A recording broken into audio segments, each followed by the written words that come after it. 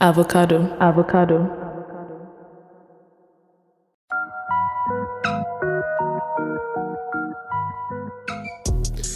Hey guys, Rodney here. You're welcome to another episode of The Young God, a podcast for gods.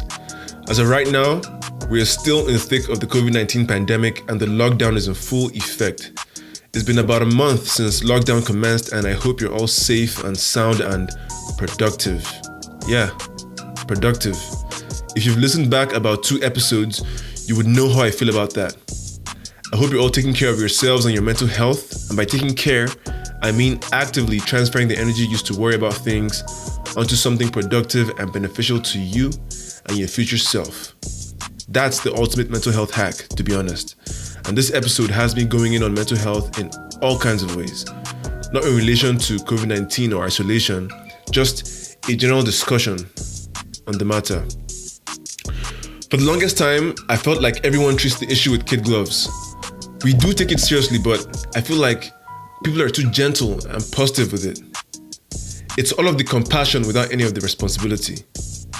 It feels good to be woke about the issue, to talk about our emotional problems and find company in our misery, but that's hardly a solution, is it? Because after all is said and done, people still suffer. People still deal with that dark demon. So today's episode is a table shaker, but it's also in many ways a chain breaker because the main thing for me is to share practical ideas on how we might all supercharge our mental health for the long term. And the very first thing to keep in mind is to not sugarcoat mental illness as some sort of happy accident when it's in fact a curse. Y'all ain't ready. Even I'm not ready because, anyway, here goes. Don't forget to follow the podcast on Instagram at The Young God Pod or Twitter at I Am The Young God. Enjoy the show.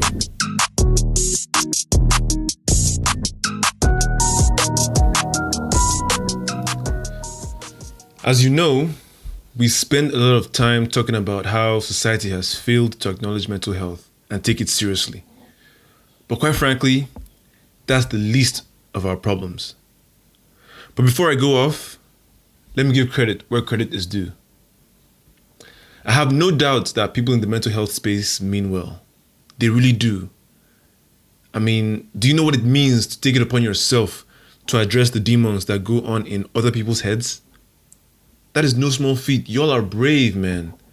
Y'all are heroes. In fact, I think we've come a long way, to be honest. The needle has definitely shifted. They've done all these amazing things, and yet I can't help but feel like they stop just short of what the matter really is.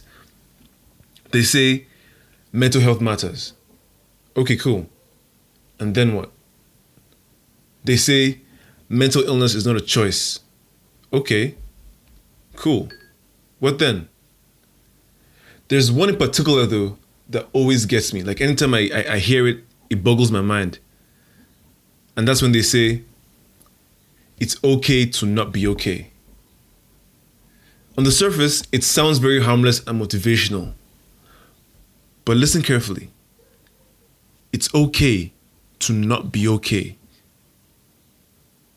It's okay to not be okay. I'm sorry, but I humbly disagree. It's not okay to not be okay. In fact, not being okay is very detrimental to you and everyone around you.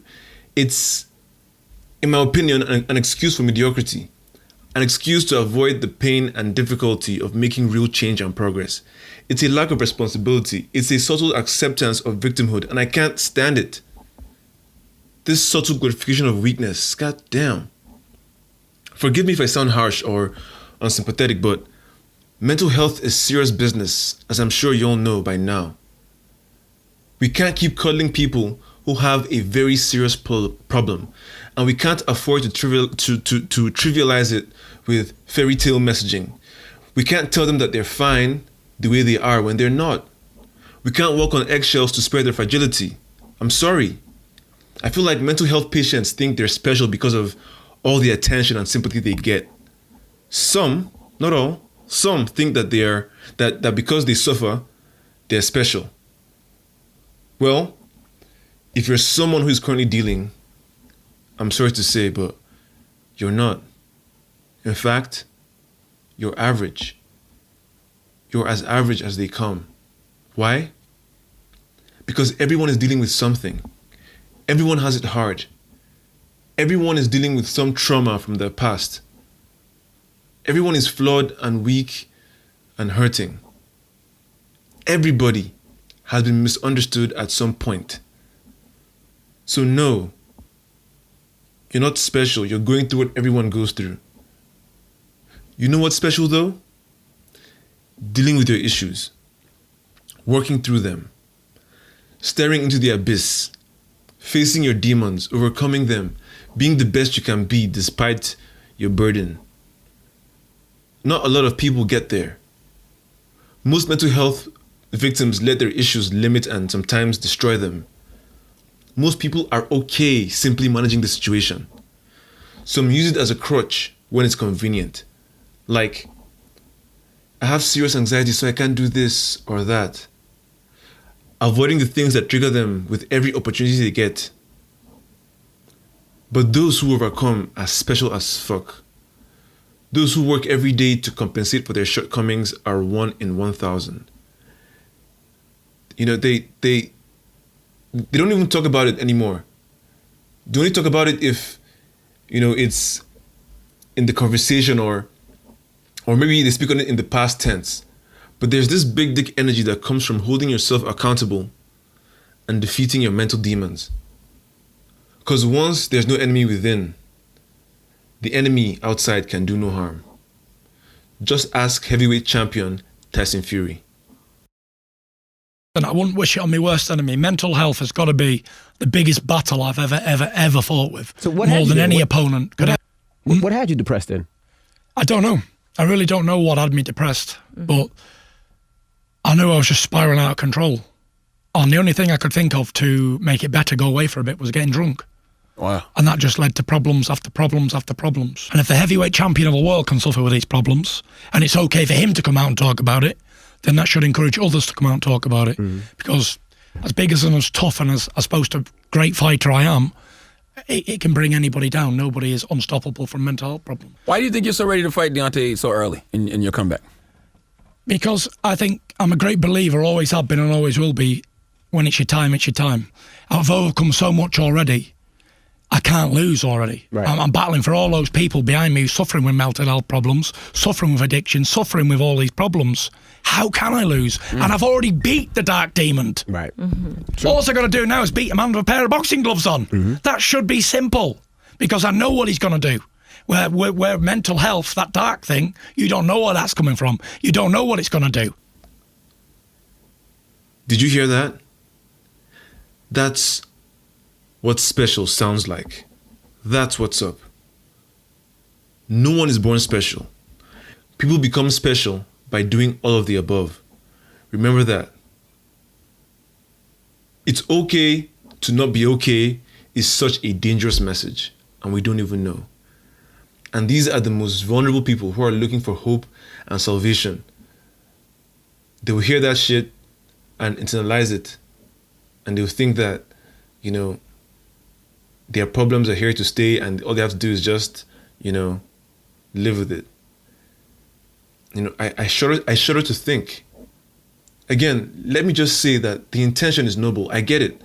It describes the fact that it's okay to feel anxious, depressed, even suicidal. It's supposed to help victims not feel guilty for their mental health problems. I get it. But it's just lazy branding. Now, this is a very difficult issue to thread, and I'm pretty sure that at this point I have offended every mental health advocate, professional and victim along the way, but I mean no harm.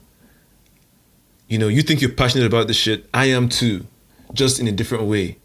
I'm just trying to offer a different perspective on a very serious issue, because we see a lot of people who deal with or manage these issues, but very few ever come out of them permanently. Many don't even know that it's possible to completely overcome anxiety, panic attacks, depression, and all its other, you know, cousins. Instead, we focus so much on the suffering. We love to sit and listen to the sad stories of others. We love to compare suffering. We love to pity.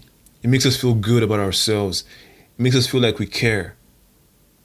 And while I will admit that speaking on your issues is a start, it's only a short-term solution, especially if you're not directing your words towards the person or people that caused your issues in the first place. Most mental health problems begin from a lack of communication between the victim and the oppressor. So it only makes sense that a big part of the solution would be open communication between the victim and the oppressor. Say how you feel, say what hurt you, say what you need to say. Be heard.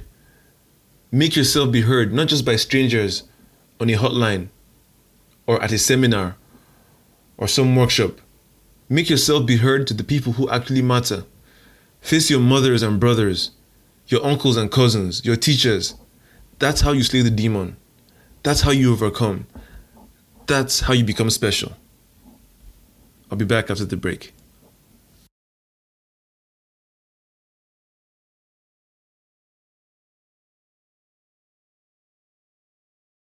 I'm sure by now some of you are thinking, what's the solution, Rodney? Since you know mental health more than the professionals, what is the solution? Well, I'm glad you asked. Reality is the solution. Reality is everything, and this is something a lot of people don't know, including mental health professionals. Yeah, I hear people talk about everything when it comes to mental health. Everything except reality. Allow me break it down, okay? The mind is what experiences reality. What you see usually determines how you respond. A healthy mind can tell the difference between what's real and what's imaginary. An unhealthy mind cannot. Do you see where I'm going with this? A healthy mind can manage high and low emotions well. An unhealthy mind never knows what, when, or why it's feeling certain emotions. A healthy mind can properly synthesize reality. A broken one cannot. So it must mean that a mental health problem is simply the inability to relate to reality in a healthy way. My God, that was a mouthful. But imagine going through life unable to properly tell what is real from what isn't. Imagine going through life overreacting to every situation. Imagine being unable to deal when things get tough, and life is mostly tough. That's hell on earth. Imagine being unable to interact, connect with, and understand people in your life because your mind is broken. Imagine being unable to live with yourself. How can anyone be okay with living like that? How can that be okay on any level? It's not okay to not be okay. It's not. We need to teach people how to prevent mental health issues. We need to tell them as early as possible, as young as possible, that they don't just have a brain. The brain contains the mind, which also has a mind of its own. A wise man once said, "The mind is a beautiful servant and a dangerous master." Basically, if you don't become aware, conscious, and assume control of your mind, it will run wild and mess you up, bro. This is what people don't know. We need to teach people to develop strong minds that can think for themselves and handle adversity so that they can live their lives and pursue what is good for them, so long as they do not clash with others. Once you diminish yourself and start living by the rules of others, your mind will rebel against you. It will punish you for dishonoring it, for denying it. You will be tormented all your life. Most mental health problems can be traced back to this. In the same vein, people need to be taught to ask for what they want and what they need. They may not get it, but at least you have an answer. It's better than being tormented by your silence. Don't bury negative feelings. Don't let yourself be silenced.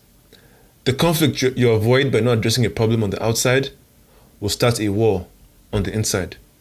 That's how mental health problems start. People need to be taught to develop traits like humility and patience so that they never have to rush themselves or be too hard on themselves or feel entitled to anything. Nothing can affect your mental health when you respect yourself and the reality of things. The mind works best when it is in alignment with reality, with the truth. Basically, knowing the difference between what you can change and what you can't. A healthy mind knows and accepts that difference. A broken mind is always in a battle with reality and it always loses. Do you feel me? Acceptance is key. People need to be taught to develop self-reliance, the ability to think and solve their own problems. Every now and then, no matter how mentally healthy you are, things will happen that will test your mental resolve. It happens to the best of us, even I who like to think that my mental health is A1. There are times when I get tested, and I urge you to develop the inner fortitude to face and fix your flaws, failures, and fantasies. Yeah, fantasies. Because we be lying to ourselves for no reason. And it is always the lies we tell ourselves that brings us the most problems. Nobody understands you like you. Your best bet is to have your own back and give yourself your own pep talks. Let your friends and family be a bonus, not the main thing. That's why they say everything you need is inside of you. Plus, it's way cheaper than therapy. Therapy is basically hiring someone to help you do the mental homework you should have done a long time ago. Therapy is expensive because running around inside the mind of another person is an extreme sport. You're basically taking on someone else's issues and traumas and, getting yourself tangled. Like it's a mess. So that's why you get paid top dollar. So if you can do that for yourself, by yourself, all the better. Furthermore, you don't need people to check on you. One of the most popular messages in mental health is check on your friends, check on your strong friends, make sure your friend is okay. That's all well and good. Check on your friends by all means.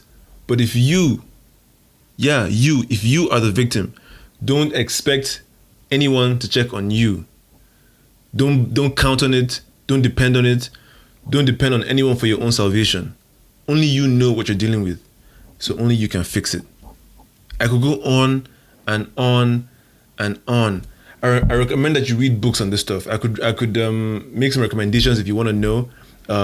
Just get in my DMs, as I've already put up at the top. Just educate yourself. The information is out there. If you find something that resonates, internalize it. Make it stick so that your mind can deal on autopilot. Basically, all of this to say, train your mind, strengthen your mind, know your mind so that it can keep the mental health demons at bay. If not, they will catch you unawares when you least expect. And most importantly, this is so important. This is like the most important thing I could say to anyone out here today. Learn to love. Love conquers all, I swear to God. I know it's something people say all the time, but if you know what it truly means to love, you will know how crucial this thing is. Loving yourself is the bare minimum, but loving others as you love yourself, that's where the magic is. That's something that mental health demons can never come between. And as I come to the end of this episode, I'm well aware that this may not go down with everyone, but I said what I said. Some of you will hear this and understand. Others will get defensive and, come at me for whatever reason. And hey, it's all good, man. It's my platform. I can say what I want to say, and I've said what I want to say. So take what you will. My work here is done. In the end, the proof will be in the pudding. As usual, I'm open to hearing from you, whether it's via the voice message link in the description of this podcast or IG/Twitter. If you enjoyed this episode, I promise you will enjoy an earlier one from season 2 titled Shaking the Table on Suicide. Do share this with anyone you think will benefit. As always, I'm your host Rodney, and this is The Young God.